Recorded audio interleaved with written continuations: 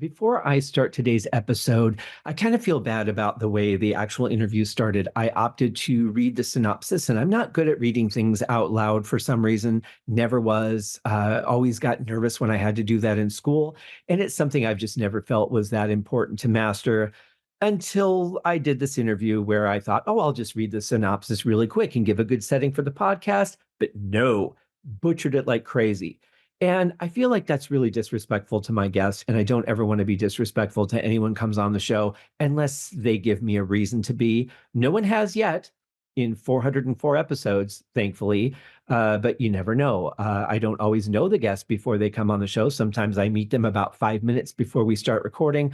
But everyone that's sent to me has been pretty nice. So I really can't complain. But that being said, I didn't want to be disrespectful to Mike Shannon, who was kind enough to take some time out of his life to come on the show, talk about his book and his upcoming book. I haven't had a chance to read this yet, but the synopsis is fantastic, and I'm really looking forward to it. So I'm going to reread that for you now. And if you see a cut here, it's because I can't read. So here we go. The book is called A Ribbon of Sand. The synopsis goes like this. In 1982, on an island off the coast of South Carolina, the racism and ostracism bubbling just beneath the surface of daily life make it feel more like the Jim Crow South of the 1950s. Cast into this setting is 15-year-old Ash Howe, a boy who appears to counter everything the locals consider normal. His hair is long, he loves heavy metal music, and he's socially awkward. The target of relentless verbal and physical bullying, he has, due to undiagnosed ADHD, endured being held back twice by an indifferent school system. Two girls further complicate his life. The first is Allie, who Ash has a huge crush on, but is part of the popular clique that makes her seemingly unattainable.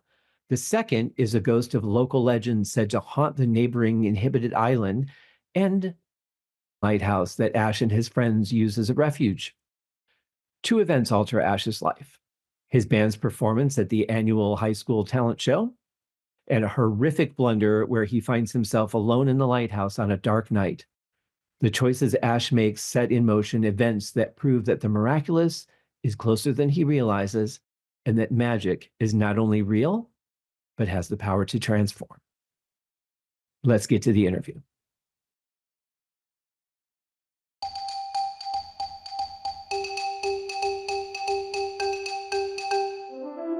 That has the power to transform. I love that. Let's welcome the author, Mike Shannon. Mike, how are you after I butchered the synopsis of your book? Fantastic. No, that sounded great. I'm not, I don't know why. I've never been good at reading aloud unless I don't do it. Right on. And then I'm great. That's perfect. So congratulations on completing your first book.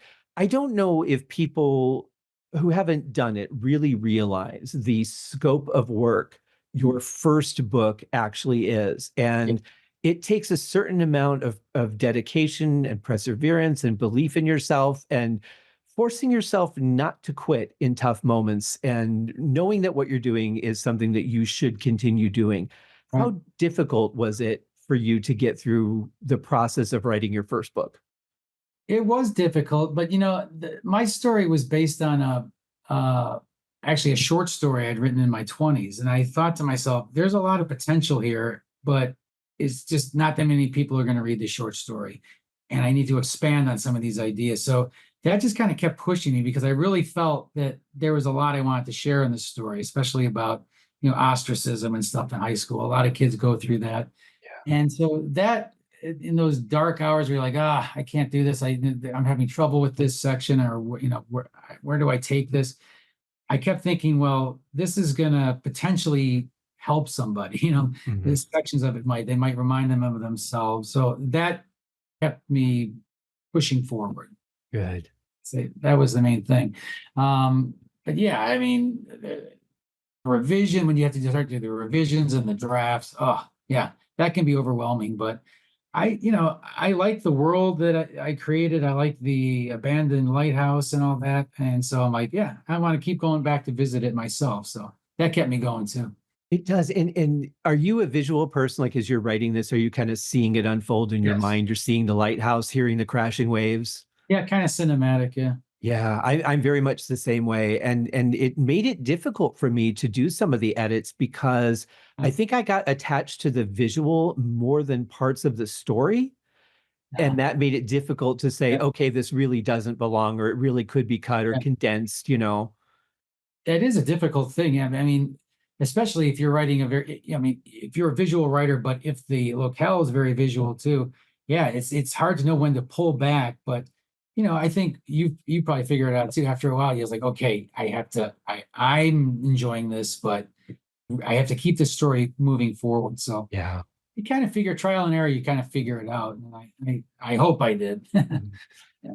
Yeah, it's a tough thing sometimes. Did you write to an outline, or are you just kind of did you just know kind of where the story was going? I kind of knew where the story was going. Like I said, it came from a short story. Of course, this had many different elements, but yeah, there was a vague outline. I always have very vague outlines just to sort of keep me focused. But I always think once a story starts and you start to get to know the characters, they're going to sort of tell you what they want to do, and they're Yeah. going to take you where they need to go. I mean, and I think that's why it's so important to have fully rounded characters. That is such an excellent point. I tried working to a very hard outline, Did you? chapter number, exactly what happened in every chapter. And the problem I had with mine was that I kept coming up with new things that were not part of the outline that were better. And then it throws everything in the outline off. Sure. I mean, absolutely. That happened to me several times because, like I said, if the characters, if they're in the midst of a conversation, sometimes they'll say something, you're like, wow, okay, I wasn't expecting them to say that. But Mhm. they did say that, and it's completely logical in the situation, in the scene. And so then, yeah, that can shift the original idea you might have had. I can see that with a really strict, intense kind of outline that, oh, I'm going to have to completely veer from that. But I think that's part of the fun of writing a novel, that you have that ability to be able to do that. Yeah. Absolutely. I think it was after like the fourth or fifth time I had to completely rewrite the outline. I said, okay, here's what I'm going to do. I'm going to write key points that need to happen, and I will find the appropriate time to work them That's, into the story as it's developing, because you just can't be that rigid and be yeah, creative at the same time. I think you'll lose a lot of the charm that yeah, you get from writing naturally, just what's coming right off of your fingers. very, very true. Yeah, I think so. I kind of like that, writing from the seat of your pants kind of thing. Because that's sort of what life is. I always like that. I think about that with dialogue too. It's like, I don't want it to be too overly thought out or seem too overly thought out, because I like it to seem natural that these are two people, or how many people having a conversation together, Yeah. and it just sort of flows naturally from whatever they're doing. Yeah. Do you ever like watch television shows or watch a movie and you're like, who wrote this dialogue? People don't Oh, talk yeah. like that.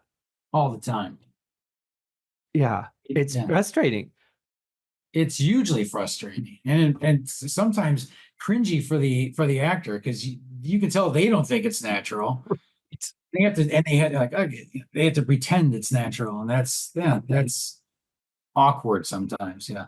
other than something that's specific, like say, like Brooklyn or maybe New Jersey, where they have like I didn't realize until I started watching Kevin Smith films that there are areas of New Jersey where they actually do have very quick dialogue. It's like that's the normal Oh, way of speaking out there.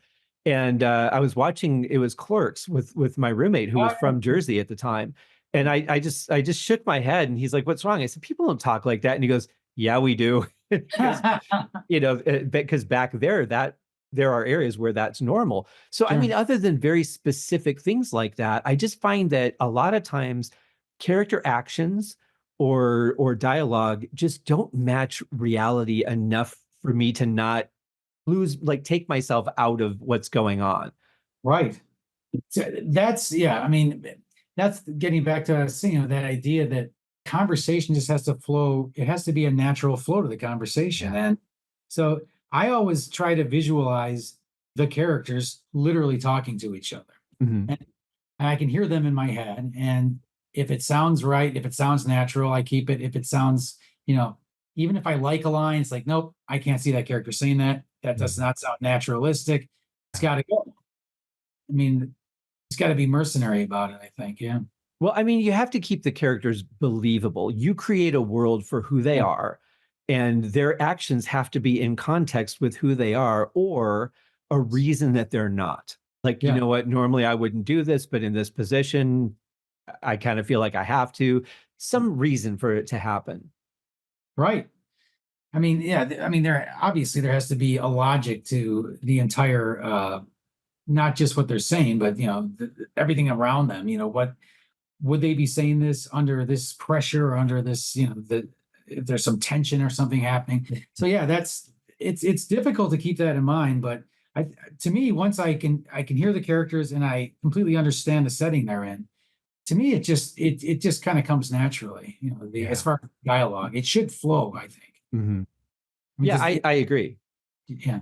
Yeah, I was it's I was curious if you had the same experience with your. absolutely. I would visualize where they're at in the room, where they're facing when they turn away Yeah. from each other. I mean, like everything was very, very visual for me. So it kind of, I can't say because I can't read it without that context that Yeah. only I have, but I haven't had anyone come back to me and say that they felt anything that I did wasn't realistic in that way. Yeah. I'm, Uh, I'm, the biggest complaint that I had from my beta one of my beta readers was that it was ridiculous how much people drank. I, And I said, go to the grocery store the next time you're at the store, yeah. walk down the coffee aisle and see how huge the tea section is and tell me Oh, that yeah. there aren't people that drink a lot of tea because not everyone's a coffee drinker. I'm a tea drinker, so I'm one of those people. There I'm one you of those go. people. I'm always trawling the tea aisle. Mhm. But yeah, yeah. I mean, I had one of my beta readers actually said that they actually completely disliked my main protagonist. And Really? I said, why? And this was an early draft, of course. I said, why? Oh, he's not likable, and I think he's a brat, and I don't, he's saying these things, and he just seems like kind of a I can't get behind him. So I'm like, I realized part of the problem was I'm not giving him enough. I knew his backstory, but the reader doesn't know his backstory. I thought I was giving enough, but actually reading, I'm like, I'm not giving enough backstory, and I'm not giving enough reason why he's acting this way. So once I put that Interesting. in, I gave it back to that beta reader, and they're like, oh, yes, there it is. And they completely understood the character and sympathized with him. Finally, that was important to me. But yeah, I was surprised because, of Hmm. course, you're writing the character, the character. Well, and that's exactly why we work with beta readers because we want to know those things that we're missing. Like, you're exactly right. I might think I've described something well because I know it in my head, but we need people to look at it and go, I don't understand this because, or I Right. don't like this because. So that was very valuable feedback. Yeah, yeah. I mean, that feedback is absolutely, really, it's essential. Of course, the worst beta reader kind of you get is the one that just says, "This was fantastic. I like this." You got to give me something. You got to give me Yeah. something. But yeah, but again, of course, getting that. I mean, I've talked to some writers. They get anything negative like that, it just destroys them. And I understand that to a point, but it's like no, it's like we're learning. This is we're always we're moving forward. So it's like no, you got to take that stuff on board. Well, as a beta reader myself, I take the approach of I'm going to throw out everything that takes me out of the book. Like if there's something that makes me stop reading and gives me any reason to pause, I'm going to let you know. And then it's up to you. If you agree with it, if you don't agree with it, totally up to you. I'm just letting you know what took me personally out of the story. And I don't mind that. I try to always give like humorous feedback though, so it's not just like I'm throwing darts at you with every little thing I say. Like I'm like, oh, this is kind of funny that he did that, but it really doesn't make sense. Right, You right, know, right, right. Yeah. and at least make it like take some of the sting out of it, you know. How do you give your beta readers an instruction or are you just like, let me know what you think? Well, yeah. So if I feel like I'm having a character is like a little like I'm not completely sure, I might say, "Can you focus a little? Can you really think about the dialogue of this character?" But for the most part, I just say, just tell me what you think of the story. What you think of how it is it unfolding well? Is it seem too slow or whatever? But yeah, for the most part, it's just like read it. Tell me what you think. Is there an Yeah. issue? Is it okay? So compare. this could be fun. Compare feedback from a beta reader, Rita. See, now I'm back in New York again. Beta reader Yeah. versus, say, an editor who editors can be kind of cutthroat. I mean, I get why they do it. They're very blunt. They're very, this is it. This is it. That's all there is to it. Absolutely. Is it harder to get to read the feedback from the editor or the beta readers? For me, it's the editor. Although I appreciate the editor more because I know that in my case, she is really trying to help really hone this down to be the best, most readable book it can be. Mm. But yeah, I mean, their comments are not going to hold anything back. They can be absolutely brutal, and you just got to brace yourself for it. Um, so I would say that was the most difficult for me. I mean, I don't know about is that the case with you? Did Oh you? God, yeah. Yeah, yeah, By yeah. a country mile, I would say. Well, part of it, I think, is that it feels like until you get used to it, until you really understand where they're coming from and why they say the things they do, regardless of how, brazen they might be doing it, uh, it's really about the story. But there is that ego side of us that's like, but you don't understand. You don't get why I'm put this in here. Maybe I That's need to true. fix this so that you'll understand it. It Yeah, doesn't yeah. need to be removed. How did you work on getting used to dealing with that feedback without it damaging your desire to continue with the book?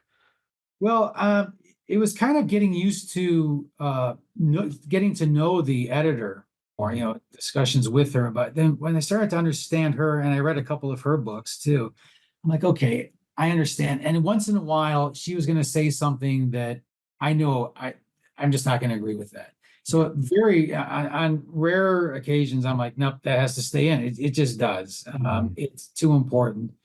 I might rework it a little bit, but I mean, for the most part, I just understood that how she sort of was conveying ideas, how her bluntness was sort of, I could visualize her telling me this. I think that kind of helped. Mhm. And once I got to know her better, it didn't feel like body punches too much anymore. It felt Right. just like little like slaps on the hand or something. So I was able to relatively quickly get on board with her with her ideas, suggestions, and ideas for edits. Yeah. Well, I just kind of dawned on me that when we've gotten feedback in the past, it's typically from teachers, right? So they'll mark this wrong, but they'll give you like a little explanation, or it's done in a typically much more soft-hearted, I'm on your side kind of way. And the editing process, in a lot of ways, it's not, but it feels very adversarial. It does feel adversarial. And that actually that's a brilliantly put point because that is the initial when you first get that your book back from the editor and it's I mean every page is marked and Mhm. it's literally like a tsunami of just wow, how am I going to do this? Um it's like okay, I'm going to take one at a time. And initially, it's like, wow, that's a brutal one. That's kind of vicious.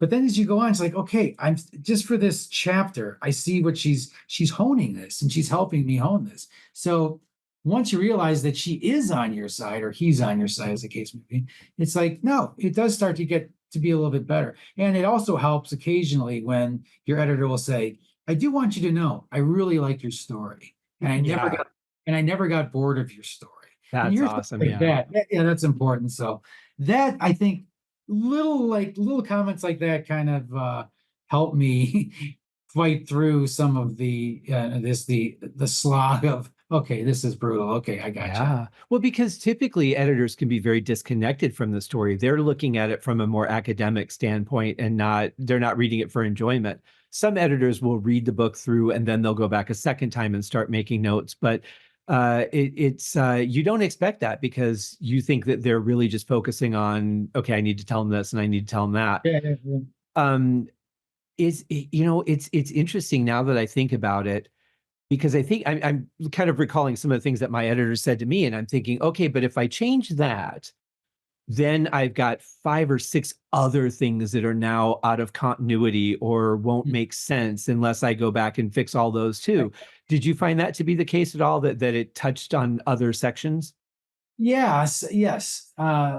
Not usually, but yes, that did happen a few times. And I'm like, oh, I'm going to have to completely change or get rid of some dialogue in this later chapter because now it doesn't make sense. Yeah, Yeah. things like that. But luckily, for at least in my case, that wasn't too overwhelming. But Good. yeah, but when it does happen, it does kind of bother because like, wow, I have to get rid of another line that I really liked, and it's not even a line that my editor was having an issue with. Now Right. I have an issue with it. So yeah, Yeah. that could be kind of brutal. Yeah. It really can. I had that happen a couple times and I'm like, I hate everything about writing a book now. Yeah. I actually got rid of my entire initial I had a uh, a prologue and I loved it. A lot of my beta readers like, wow, that's just some of the most wonderful writing. And I just got rid of the entire thing. I'm like, Wow. it's just this is not getting anyone into the story. It's too sort of vague and dreamy. It's like get rid of the whole thing. And so there were some good lines in there. I know I have to use some of those lines somewhere else some other time, but Yeah. yeah. But I just got rid of the whole thing and just went for a short, punchier kind of thing that just hopefully gets the reader into the story. And that was 100% you. That was not editor's suggestion or anything. Oh, well, yeah, there was a little bit of an editor's suggestion. Oh, Just okay. think you really need to work on this prologue. It is too vague. It's not really serving its purpose. It sort of meanders a little bit. And it did meander. And I can see it now, but there were some good lines in there. But you know, but I wrote this short punchy thing that ties into the story later. I'm like, oh, and then I showed that to my editor, and she's like, oh, this is fantastic. And then the publishers loved it, and I'm like, Mm. yeah, that makes more sense just to do that. Just get in with that punch, and then just ease into the first chapter, and then yeah, just make more sense. Yeah, And you're happy with it now? hugely, yeah, because Good. it just makes a lot more sense. I mean, that's one of those like kill your darlings kind of moments. It's like I love this, I love the thing. I'm like, listen to how this flows. And so that was a bit of ego right there. But then when I was telling, it's like, this really isn't telling us a lot about the character. It's not easing us into the story. It's not really giving us anything. And I said, Yeah. yeah, it sounds good, but yeah. So I got rid of it, and it doesn't bother me anymore now. It's a tough thing to say this is cool. I like it, but it doesn't help because it's so cool. You want other people to experience what you enjoy out of it. But at the same point, you're like, I can make this book another 600 pages of things that don't matter And and a it's lot of not going to people help. do. There Yeah. are a lot of writers that do that. They Yeah. write just, I mean, I, do you like Stephen King? I mean, Stephen King is known for writing, and he actually just says it. I love going off just on characters. Hmm. He can write multiple chapters just on characters going about their daily lives, and then he'll slowly like ease it back into the story again. I Yeah. could do that too, because I mean, I know my characters well enough. I could do that. I personally don't want to do that, but Yeah, I mean, I like a book that makes you fall in love with a character, whether it's one you love or one you hate, but you identify with, you understand who they are. And you have to do certain things to get the reader to that point. But I always say about Stephen King, it's so funny that you mentioned him because I always say he's the only author I've ever read that takes 20 pages for someone to turn a doorknob. that's true. Because Very as they true. reach for the doorknob, they'll remember what happened when they were 12 and they were on their way to Yeah, Vancouver. And, exactly. you know, Exactly. and, Yeah. and it's cool because you get so deep with the characters, but there's also a point where you like just tell me what happens in the story. I just want to know. I want to get there. Yeah, like on rare occasions with him, to me, it just works. Like Salem's Lot, that just works completely. But then you get something like, I don't know what your thoughts are on The Stand, but I remember as a kid, I got that when it first came out, and I was like, wow, what am I reading about this guy? He's eating breakfast now, and now he's dry. It's like, you know, I never read The it was too Stand. much. I read about 40 pages and I put it down and I said, I'll come back to this one some other day. And I just never did. Uh, it was very much like that too. There was just so, I mean, you've got so many characters for one that you're focusing on, and then in two different eras. So Yes. really, you've got like 12 different characters that you're focusing on. Yeah. And it was hard to tell sometimes the back and forth. And then, okay, we're not back in time. This is them in the present, but a memory of them being back in time. Right. It got Yeah. very confusing. A bit muddled. Yeah. Yeah. Yeah. I always try and yeah, I mean that's in my new book too that I'm working on. I really try to keep it kind of clean and just like focused on, whatever I'm switching between first and third in this new book. So Oh, that's kind of interesting. And it seems to be working. I'm very excited about that. But I hate having like too many characters. It's like juggling, and I'm not a good juggler, so I don't want to juggle. yeah. So That was a problem I definitely ran into, and I kept adding people after telling myself I already had too many, and then well, I need a guy that does this, and then I need somebody to yeah, come in yeah. and do that, you know. But I also think about an author like I don't know if you've ever read any Grisham books. I used to love listening to John Grisham books because I used to do a lot of audiobooks. And he would have these characters that wouldn't appear for 200 pages. And then all of a sudden you're like, oh, and so and so. And I'm like, who the hell was that? I remember that name, but I don't know who they are, what the context is. And sometimes he would do a good job of reintroducing you to who they are, the context of why you know the Yeah. name. And other times they would just come in and do something. I'm like, I don't who was that? Yeah, yep, No yep. idea. That is brutal when an author does that. And then actually, it's funny you bring up Grisham. I have not actually read any, but I have someone who just gave me about 6 Grisham books. So I guess I'll be Oh, future. interesting. Well, maybe keep just a notepad with you to jot down some of those Yeah. characters so they'll make sense to you Yeah. later. Like I will say I very much enjoyed his writing style apart from that. yeah. When I read The Chamber, it was amazing how he actually made me feel bad for somebody who committed a crime and was going to be killed in a gas chamber. It That's a, was unbelievable the power that a writer has to get yes. you to empathize with something that you would never empathize with any other way. The power of writing. Yeah. I mean, that's the beauty of it. And if you can carry that off, and if you're dedicated enough and you care enough about what you're writing about and you care enough about your characters, I think, all writers are capable of that. But you have to commit to it. It's like fully committing to it and Mm. not like wavering in your belief in that character in the story. And Yeah. that really is like the most important thing because there are a lot of great writers out there and they can write beautifully and they can write beautiful dialogue and sentences but does the story hold together? Do you buy Right. it? Yeah.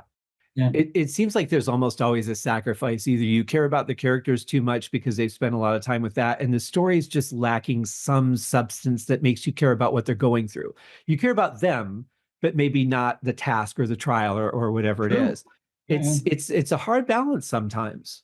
It is a hard balance. Yeah, as I said, it's sort of like juggling, and it's like, okay, I got 3 balls going. Can I put a fourth one in there? It's like, but if you focus enough, you can. Absolutely. But I don't want to put 10. I don't want to have 10 going at the same time. Yeah, Well, I'm curious because the first book to me, I mean, every book that you write is going to have its challenges, right? But I think the first one is, as we said earlier, is the most difficult because you're dealing with all the things like who's going to read this? Am I doing this right? Do I have that? This element and that element. As you look back on your first book, you look back and go, I think I did a good job on this. I'm happy with it. Or do you go, oh, you know what I should have done? I should have done this, or I should have done that, or, had this at the lighthouse or something like that. and that's a really great question. Yeah, I look at it now, and yeah, I mean, I look at certain things and say, that could have been a little tighter. Or I didn't need to digress there a little bit, but and even like for me, I look at the ending of my book and I've shown like my wife and I've shown everyone's like, no, we love the ending, but to me it's like, oh, I said that I think it's good, but I think it could have been better. Mm. I just feel like I'm ending it too slowly, or I don't know, it's hard for me to put, but no one else has said that. So I think it's just me that thinks that. But yeah, Okay. definitely some of the description I could probably have cut back a little bit on, made it a little more economical.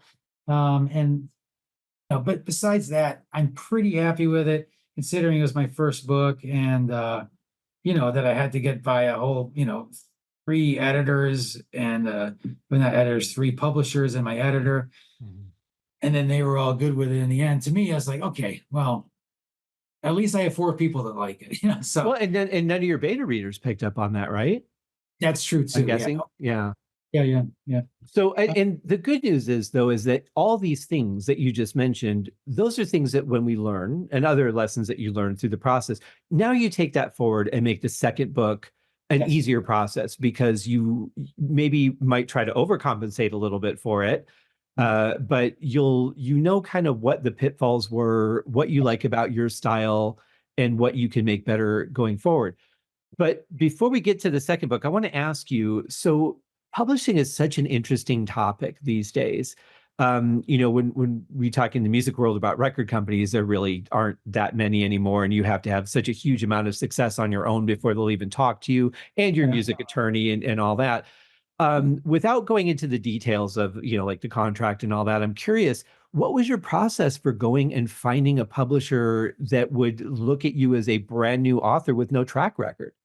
Now that, yeah, another great question. I was initially, and I always find this a hilarious thing. I was trying to get an agent initially, and of course, the whole. I think it's quite humorous that no agent will look at you until you have a book out. Yeah. So it's one of those crazy things. So I was sending the book to agents, and I got some good feedback from them.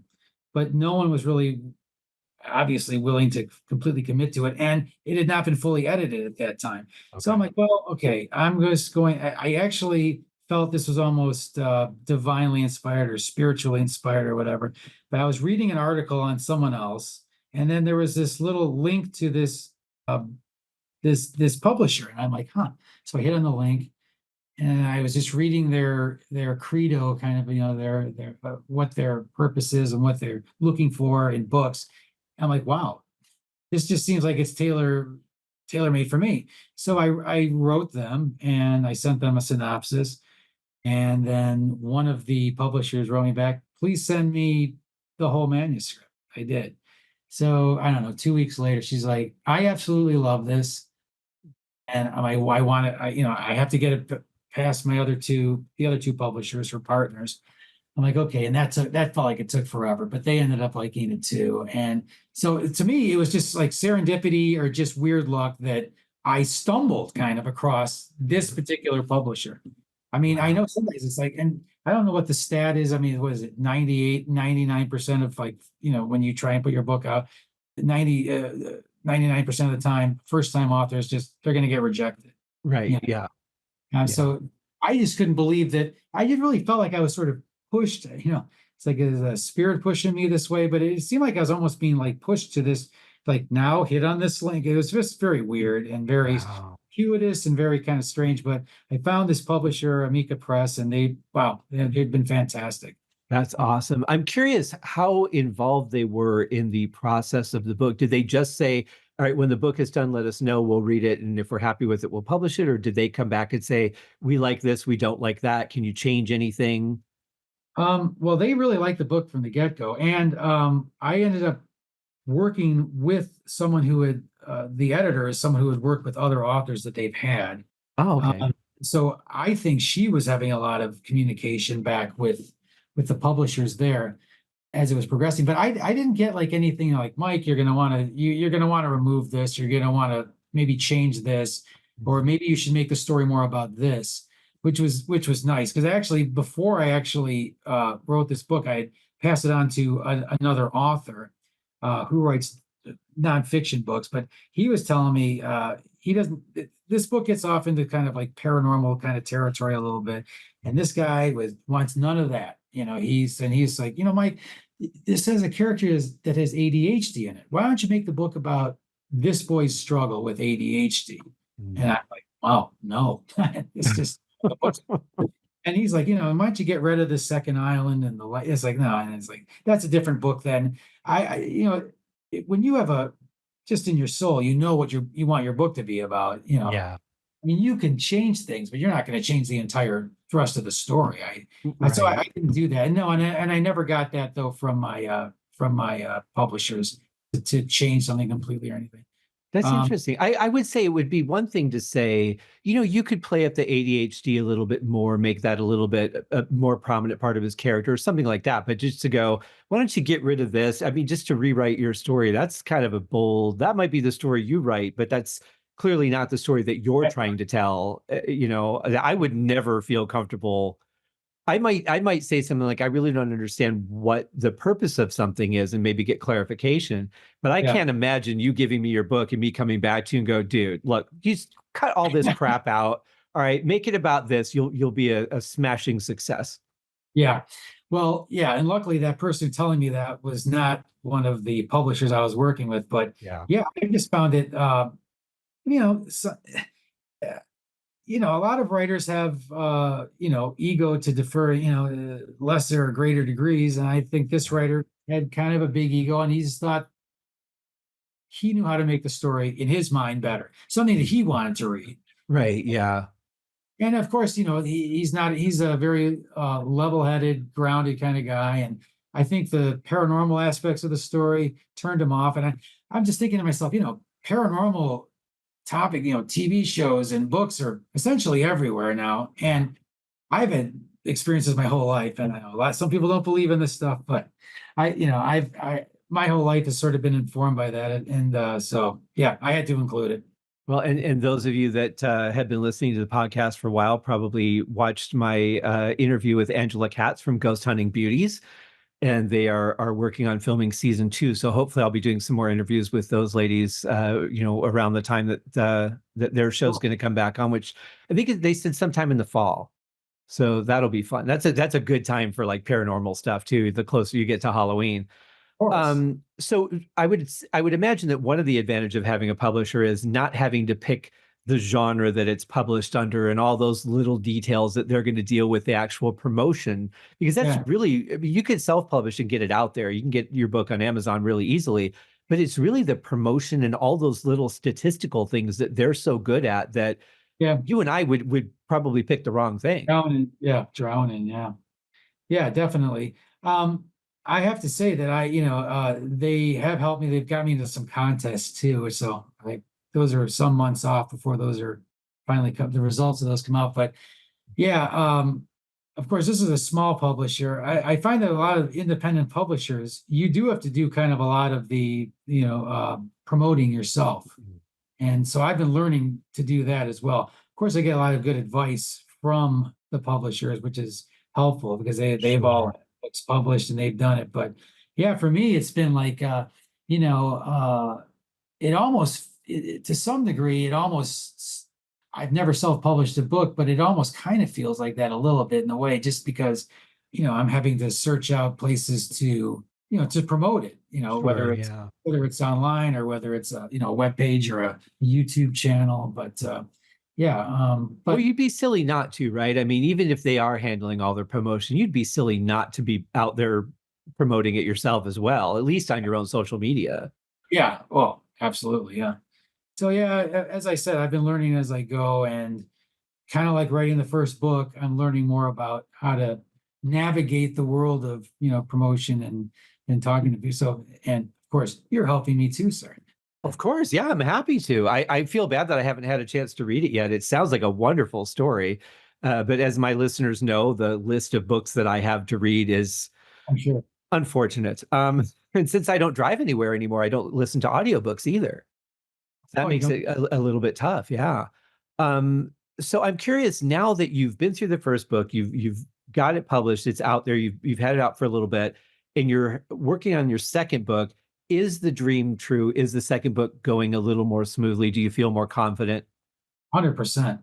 Yeah, absolutely. To me, this second book, I learned so much with the first book that literally it's a completely different. I feel like almost like a different person writing this book. I mean, there's no because now I know that there are people that want to read the book I wrote. So that's very gratifying, and I just feel so much more confident writing this one. The dialogue's coming easier. I'm really cutting down. It's very economical writing. And I'm not even trying to do that. It's just learned so much by watching what the editor did on the first book and taking the advice of everyone and all the beta readers, the comments. It's like, I don't know. These lessons were stored in my head, and it's just a much, much more streamlined process. Do you think part of that's just your confidence in the experience, or do you think that it's just something that kind of you just get it now? I, I think it's a little bit of, I think I'm getting it now, but I think it is confidence just from having gone through the writing, the editing of the first book, and just retaining that information. And now it's just, I don't know, it's just very, to me, it's very strange because I was just writing last night actually, and it just seems to be flowing. And I go back and I read what I've written uh, just like a couple of days ago. I'm like, wow, I'm like, this dialogue is just popping. I was reading something to my wife and she's laughing because it's supposed to be funny, the part I was reading. And Oh, good. yeah, I'm like, oh, That that's helps. fun. Yeah. Yeah. And so yeah, I mean, to me, it's been, I don't know, I can't express it enough how just exuberant and excited I feel about this new book. It's just, Good. it's Well, really exciting. that's what you hope for, right? That the first one was the one that I'm gonna climb this mountain. I don't care how steep the peak is. And then when you get to the other one, you're like, oh, well, these other ones aren't, they don't have quite that arc that this one did. Um, I think it'll be interesting too to see how you feel getting feedback from the editor now that you've been through the whole process and you get not Yeah. just the individual comments, but you see the bigger picture of it. It'll be interesting to see how that feedback feels when you get to that stage again, or even with your beta readers. Yeah, I am looking forward to that because I hope I'm not overly confident here about how I'm writing the magazine. I have no idea what you're doing here, but no, yeah, I do look forward to getting feedback from everyone on the next book, beta readers, starting with them. But yeah, Yeah. we'll see. Yeah, I'm excited. So I want to clarify for the audience, this is not a direct sequel, but it's related It's really to this first book. yeah, it is two of the main characters from the first book, and it takes place on actually the two islands again. Now, one of the characters is not living on the island. He's come back down from living in the Chicago area, Mhm. and but he meets up with his buddy, and it goes off into very different themes. It's a much more adult book because the Okay. character. So the themes are quite different, and it deals with all the things like loss and divorce and things like this. But then it gets into very sort of more esoteric kind of again, I kind of get off into these, I wouldn't call it spiritual, but maybe slightly paranormal, unexplained sort of ideas. So yeah, but I'm really excited with the direction this one's going because Yeah. the themes are unusual and fun. That's the best. I mean, if you're not enjoying the process, why are you doing it? Yeah. I mean, it's funny because, years ago I thought uh, I'd love to write a book, but I just couldn't imagine doing it. And all of a sudden one day it's just like, well, why shouldn't I? I don't know if that's your experience, but I mean, I'm reading books and I'm like, huh, this must be impossible just to write a book. And then it's like, oh, I can do that. And it just Yeah. take Yeah. I mean, I used to write when I was young, I used to write stories in school, and one of my stories had I didn't I don't know if we entered it in the contest or if the teachers did, but I won best story and I got the opportunity to go to a college when I was in fifth grade and read my story to wow. a college class. And unfortunately, I wasn't able to go, but that was a pretty big, thing to be recognized at that level. So I That's always felt I had at least some kind of creative chops for writing a story. And then, I would just write little things here and there, even after I got out of school and had to do it. Sometimes I would just get an idea and I'd just write a little thing, but I never pursued it yeah. until I wrote my book on composing. And Mm. that kind of opened the door a little bit with okay, now I know how to publish a book. I've gotten through that. Now when I want to do something, I have the means if it ever strikes me. Yeah. And actually, my book started out as a short film script.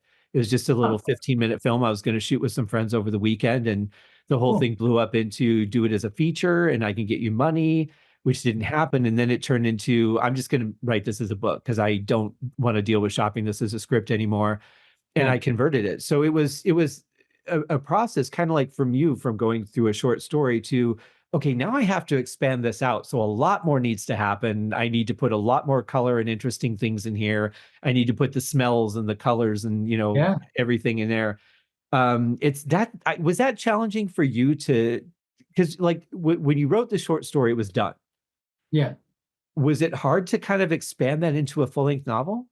Yeah, it was. I mean, because yeah, obviously, I mean, you're adding complete new characters, complete new, scenes, just ideas. I mean, obviously, I mean, my short story was 29 pages. The book's 300 and whatever. So yeah, I mean, it was a huge thing. But to me, that was that part of the challenge of because I like world building. I don't know if you're into that so much, but I love world building.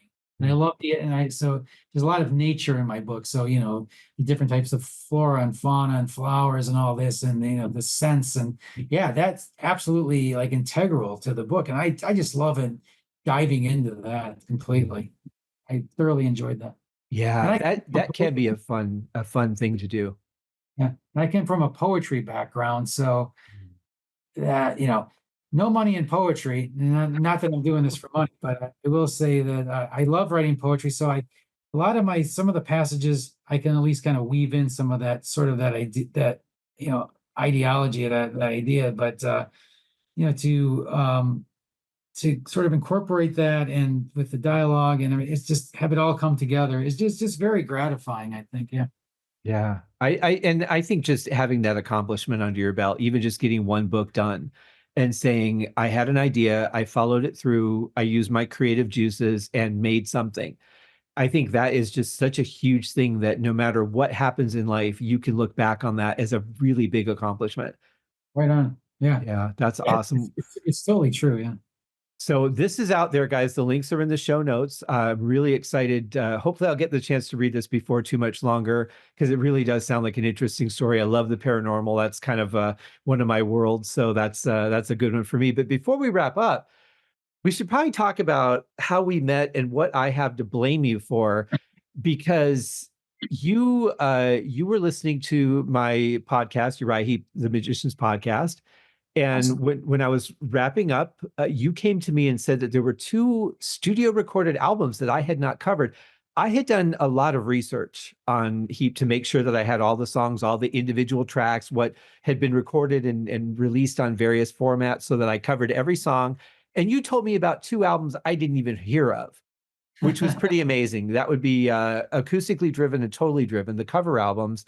Was it hard for you to reach out to me, or were you because we talked a little bit before that, but we didn't really know each other at that point. No, we didn't know each other, but no, I was um had got kind of addicted to your podcast, and I needed more. And I'm like, well, it's two more albums. You can give me more. I can get my hits right here. You can give it to me. So, and so yeah, I'm like, well, they are just the band covering their own material, but they are studio albums. So you got That it. that was fair, and I even covered a live album, which I said I wasn't going to do. Oh, that was great. You You did know, that with Dave White. Yeah. with Dave White, yeah. I think, I think Totally Driven had 28 tracks on it. And when I was looking at the Yes. track list, I'm like, oh my God, how many times am I getting, what else do I have to say about Easy Living? But Yeah. Yeah. Easy Living, July Morning. Yeah. you always find something new, and they were different recordings. I mean, they were Yeah. really redone with that lineup of the band at the time. So thank you very much for that, because I did Thank enjoy you. I thank you going. for it. I got to hear, Yeah, I got a few more weeks of Magician's Podcast. that's right. Yeah, and who knows? I mean, there may be more coming. I Mick's hope so. talking about studio after the tour, so Hope we so. shall see. I hope so, because their last album was awesome. Oh, just brilliant. Really excited about that. I'm very excited that you're going to get to see them in Illinois. I unfortunately will not get to see them on this tour, but hopefully they will come back and hit the West Coast before too much longer.